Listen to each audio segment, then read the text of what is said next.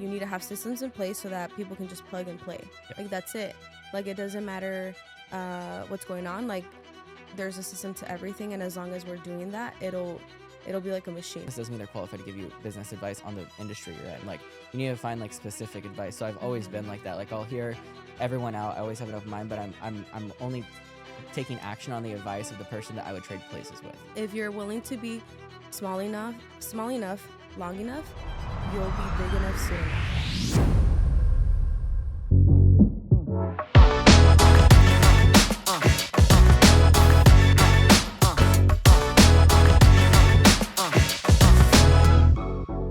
Welcome back to Built to Scale, the podcast where operators, builders, and young entrepreneurs who want to build real systems, not hype. Today's guest, Allison Chavez, is the founder of Zion Financials. She's our CSR lead at Master Roofing, and Allison started her company at just 19 years old, one of the most traditional industries in America, life insurance and retirement. And 6 years later, she's building leaders who are scaling their own agencies. Her approach is rooted in financial education, modern Gen Z education, execution, community-driven growth, and faith-based leadership. This episode breaks down what actually it takes to go from zero leverage to real infrastructure and how to build something that scales without losing alignment. Allison, I'm actually really excited to do this podcast with you. I think it's going to be fun, and welcome to the podcast. Thank you. I'm actually really excited too. So thanks for having me. Of course. Yeah. So we talked about a couple things before we started about like what would be like some topics to focus on. Yeah. And the first thing you said was mentors. Okay. So what does that mean to you, and how has that affected you like in your life so far, having mentors, or what does mentors mean? I mean, when I got started in business, I already knew as a kid, like I already had that gene in me. Like my mom was a single mom, and she would always do like work. She worked at a restaurant, and then on the side she would like sell Avon, Princess House, like all the Mexican brands like Herbalife, Wow. right? Okay. And so I noticed that she had a really good way of being with people, and so I was like, okay, cool. Like she's making more on a part-time basis than she is on her full-time job. What was her full-time job she was doing? Being a server at a restaurant. Oh, wow. Okay. Yeah. And then she was hustling all these other products and Exactly. And she's an immigrant, right? So I was like, wait, how is it that a little small business opportunity is paying her a lot more than working at a restaurant? And I was like, oh, there has to be like this life hack. So I grew up with that gene in me, right, where starting in elementary school, I would sell bracelets, and I would sell them for $5. And it was literally like, that's like the first time I made my money. And then I started making those duct tape wallets. I was selling those. Then my stepdad started working for a printing company. And then, like skaters were like super into like the diamond, stickers and like the little teddy bear. I forgot what it is, but yeah. I started selling those in high school, and I was literally making a lot of money. Like I was over like, I was making a lot of profit, which was so funny. And then I started working at Chick-fil-A. And then that's when I got recruited into insurance. So in my head, like I was like, okay, cool. Like I'm getting introduced to a new industry, but how am I going to get into a new industry if I know nothing about it? So I'm really grateful that our company, we are able to have mentors that are walking us through every step of the way. So they literally took a 19-year-old and turned her into a professional. Like the way that I carry myself nowadays, like is not the way that I was when I was 19. But I actually first, when I got introduced to the insurance industry, I started off as an assistant.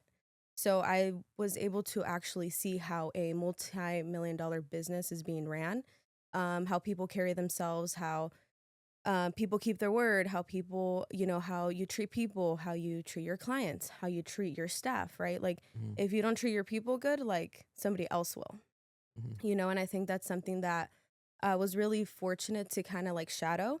And so my first mentors were the first Latino millionaires of the company that I'm at, Jose and Marlene Gaitan. And so she not only taught me about business, but like how to carry myself as a woman in business, and then like also in life, because that's very important, right? A lot of people think, oh, you just have to know how to make money and money will solve all your problems. But in reality, money just exposes more of who you really are. And so for me, it was very important to also maintain like the faith aspect of my life. Like I grew up in those morals and values. And so a lot of the times people can be driven by status or materialistic things. And I think we sometimes see like character and like how to build oneself and how to be a better leader. So for me, having mentors, they're very important. I was raised by the people in my business. Like I left home when I was 13 years old. So my insurance business has been like my home. Like they literally raised me. So all my mentors, like they're literally family to me. And not only are they pouring into me for business, but in life. And so mentors are important because they have walked through something that you haven't walked through yet. And it's only possible for you to receive that information if you're open to it and your ego is down, right? Sometimes we think we know best. It's like you're like when you see kids, right? Like they think they know everything and like they want to do things their way. But it's like if a mentor is telling you like they already walked that path and like you're not listening, it's like okay then go and learn it on your own pace. But like I'm just telling you, like I want to save you time, you know? And so I think that's what I um, take from mentorship is just they are a guide for you. And you just got to be open to receive. And, you know, you're allowed to ask questions like, why, like, what did you do and why didn't it work? Okay. Cause like I was thinking of doing it this way, but okay, like what's going on, right? So I think they helped me a lot. And also in like my personal development as a woman. I think, especially in Southern California, right? Like there's this like boss babe vibe to everything, and then there's also like this upcoming like trad wife stuff. And What is it? What is Boss Babe and Tried Wife? boss babe is like, oh, I can do everything I can do without a man, like I don't need no man, right? Mm-hmm. And then a trad wife is like, I want to stay at home and make banana bread, right? And it's fine, like you So you can feel be like there's these two extremes. there's these two extremes. And I think a lot of women, especially, I mean, I'm a Gen Z, I'm growing up, I'm seeing polar opposites of both sides. I think when you, because I grew up obviously like in church, right? I didn't really have a personal relationship with Christ until I was like 16. I was just told like you need to love Jesus because you need to love Jesus. But I think knowing like really who Jesus has made us to be is you got to be hardworking. Like you can't just be like, oh, I'm doing all this by myself and like I get all the credit.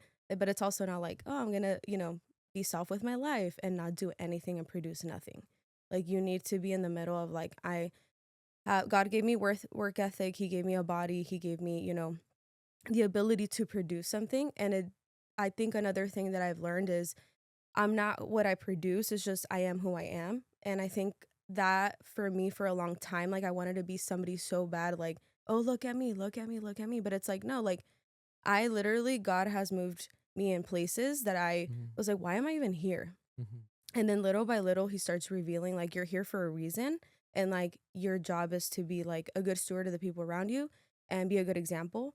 And I'll get you out of there when it's time, right? Yeah. And so I think, yeah, I think mentorship is important, but also like you knowing that like the ultimate mentor is Christ. And I think sometimes we want to be seen, but it's like you are already seen. You just have to like, I think one quote that I just came across, I was like, dude, okay, I'm good, right? If you're willing to be small enough, long enough, you'll be big enough soon enough. And in our company, in our insurance company, our what's it called? Our CRM, basically, it's called Bamboo. And I don't know if you know how bamboos grow, but bamboos don't do anything for like the first 6, 7, 8, 9 years. Like they're literally underground, and then out of nowhere they sprout like crazy. Oh wow. And so I remember when Patrick Bet David, he like explained the whole reason why he named the CRM Bamboo. His wife actually created the software. I was like, wait, I feel like that's gonna be my business. Like that's how I felt, right? And so I'm like, okay, cool. Like I'm just being obedient in the areas that I need to be obedient in, and I already have a focus of what I want. And again, everybody has different business goals. Like not everybody wants to be making $1 billion. You do. That's great because that's a vision that you were given. But everybody has, it doesn't matter how much you produce, we are all equally valuable. Does that make sense? Because we all bring 100%. something different to the table. And I think that's what mentorship and like my faith have like really like ingrained in my head. Still coming up. Have you been able to create passive income for yourself through your business, and how do you, I guess, how would you recommend the other young entrepreneurs watching that are maybe, you know, 15, 16, and they're like, you know, I want to be successful. I'm not selling stickers at school yet, but I'm going to start doing that tomorrow. Yeah. SoCal homeowners, why pay $15,000, $20,000, or even $30,000 for a new roof when instead you can get a new roof for only less than $100 per month. Here at Master Roofing, we serve homeowners with high quality roofs with no hefty upfront costs. So give your house the roof it deserves with zero down and low monthly payments. Why wait? Click the link below to get you a roof you deserve for payments you can afford. Boom. That's why these are the kind of people we hire at Master Roofing. Exactly. It's you said a lot of things there, and I think that to sum it up, it's like you can really see how, you know, your circumstances growing up as a child like made you into this person you are. Mm-hmm. But I have brothers and sisters, and my brothers and sisters went through the same kind of hardships I did growing up, right? I have a similar, like, you know, story, struggling when I was younger, starting to want to be successful, and then just like having examples, finding mentors. And I think mentorship is like is the one way that you can collapse time, right? Mm-hmm. Like you can always work hard, you can make mistakes, you know, fail, like all those things are going to happen. But you have mentors, they've already failed, they've already gone through those hardships, so they can kind of show you the path, where instead of you just walking into the weeds and like getting lost and having to figure it out, like they can tell you exactly where to go, where to turn, what to do. And so mentorship is like the best thing if you can get around the right people. And I can see how mentors have shaped you personally, like from everything you've said. And if you, everyone should have like a mentor. Like you shouldn't take advice from everyone, because everyone will give you advice. Your little sister will give you advice. Your older brother will give you advice. Like your best friend will give you advice, right? But there's a book called The Richest Man in Babylon. Have you read it before? Yeah, I have. Amazing book. And so for anyone listening, it's a great book on like basically teaching you how money works, and it gives it like in an old setting of like back 2,000 years ago. Yeah, and seeking wise counsel. Yeah, like you said, you and can't everyone take will get advice like, from it's like if everybody. you like, it talks about like a goldsmith or a jeweler and like different things, and like if you go to the jeweler about how to create a produce business, like the jeweler has a business and he might tell you, oh, you need to put this in place, but you should really be talking to a guy who has a big produce business. You shouldn't, just because somebody has a business doesn't mean they're qualified to give you business advice on the industry you're in. Like you need to find like specific advice. So I've always been like that. Like I'll hear everyone out, I always have an open mind, but I'm only taking action on the advice of the person that I would trade places with. And mentorship is huge. And I love that you have your faith too, and that you recognize that that's like a big part. I have the same belief that like it's, you know, I wouldn't be here where I am if it wasn't for God and Jesus who kind of brought me here and gave me the platform. And I just need to show up every day and like do my work onto the Lord, right? And that's the right mindset. And I believe that's what will scale us into the company we want to be. But I'm very proud of you for all you've accomplished. And I remember when you got started and your interview, you put together your core value presentation, and it was very impressive to all of us, especially to me, because a lot of the, you know, you were part, like basically what we do when we interview is on the final interview, put together like our core value presentation. You have to define each of the company's core values, and we tell you just be creative. And Allison put together like a whole PowerPoint, and then you also put in quotes from a lot of leadership like platform people, like you know, quotes from like John Maxwell. I remember seeing on there, and like I have his book 21 Irrefutable Laws of Leadership, and like all these things that most people like I wouldn't think, you know, would be doing that, right? And like so I recognize all of that. We saw something special in you, and then now you've actually, within less than a year, I mean, how long have you been with the company? Couple months, like 7 months. 7 months. It's already Within half a 7 months, you've grown, I think, a couple times with us in that time, right? Yeah, twice, 3 times. Yeah, Something and like that. Yeah. like you've seen the team expand. Now you're leading a small team here. Mm-hmm. It's pretty crazy. I think a lot of it has to do with like the people we bring into our business. Yeah. Like the team, you know, like people who aren't a good fit, like it's better for the health of the whole organization to find somebody else who can come in to like support that. Because if you have a bunch of people like-minded like you, right, Allison, it's a lot easier to get things done and work towards our big vision, right? Exactly. Yeah, I agree. So I want to talk to you about passive income. You said that was something that you wanted to kind of discuss, and what is that? What is, like, have you been able to create passive income for yourself through your business, and how do you, I guess, how would you recommend that other young entrepreneurs watching that are maybe, you know, 15, 16, and they're like, you know, I want to be successful. I'm not selling stickers at school yet, but I'm going to start doing that tomorrow. Yeah, candies too. Because candy stickers, Everything. Gatorades people sell in the back. Chilaquiles, Yeah, tortas, everything. yeah, but just be careful with the, with the, Health code yeah, violation. with the health department. Double check all that before you before you Start start selling food. start selling stuff on campus. Just make sure your school approves it. Oh yeah, I got banned once. Because But yeah. Allison, did you approve it? Nah, but my math teacher was so cool. He's like, do whatever you need to do. That's I great. got you. But yeah, eventually we got caught, so we were like, Passive income. passive income. So, yeah, a lot of people think, they get into industries because they want to make a lot of money. Yeah. I think for me, it's longevity and being able to build something that can build itself over time.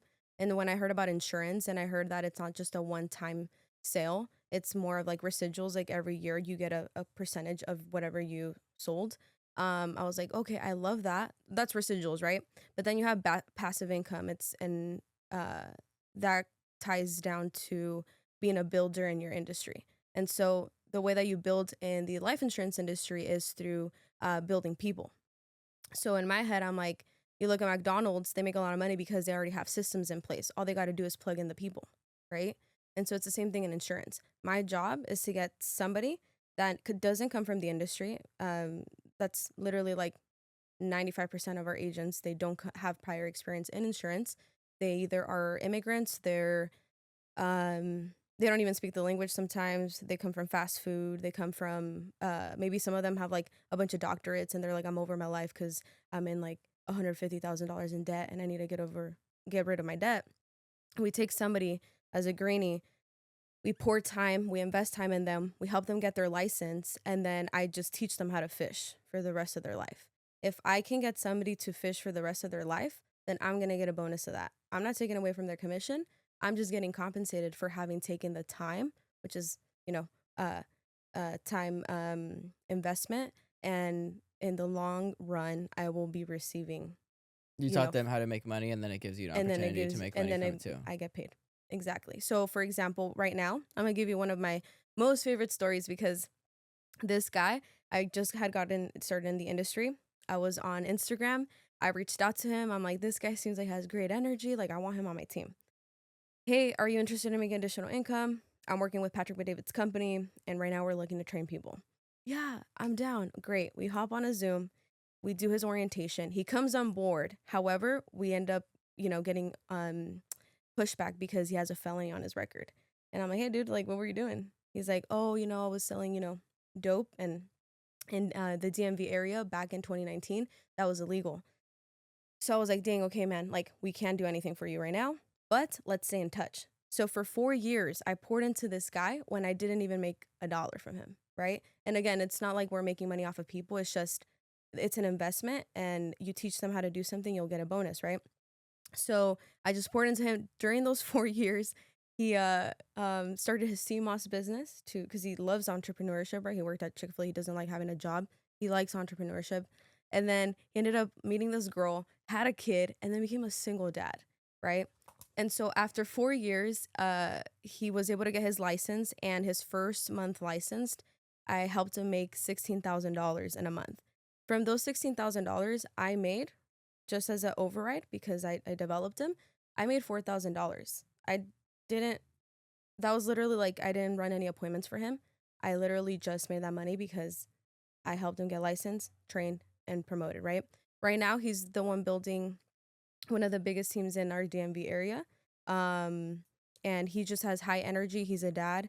He's just literally like a go-getter. And yeah, it's literally, you're in the people business. So like how you treat people, that's how you're going to get treated.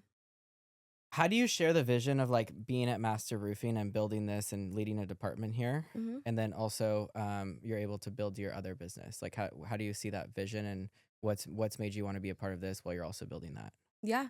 So for me, I personally right now, like with things happening in my life, I didn't want to be, how can I say this without saying some stuff, but I don't want to be like half in, half out, right? Yeah. So my team already knows what they got to do. Nice. A lot of the team that I have, because I have leverage, they're working with some of the top people in our company, right? I had to take time out of my, not fully because I'm still writing, business. I'm still pouring into my team, but one of the things that I feel like was holding me back in business and I was reaching this lid was my health. So I had to step away because I was taking a lot of my time, my mental time, right? Mhm. Or my mental space. Mhm. And I remember I was watching a video with Pat. He like sent it over to us and he was basically saying like there's a lot of people in business, right? They go into these like little ruts, and it's like when you go through a rut, you just have to assess like what's taking majority of your brain matter. Is it your marriage? Is it your kids? Is it your health? Is it your finances? Like what's taking the most time in your brain that's not letting you to go all in your business right now? Okay, then you got to take a step back, take care of that so that more of your energy will go back into your business again.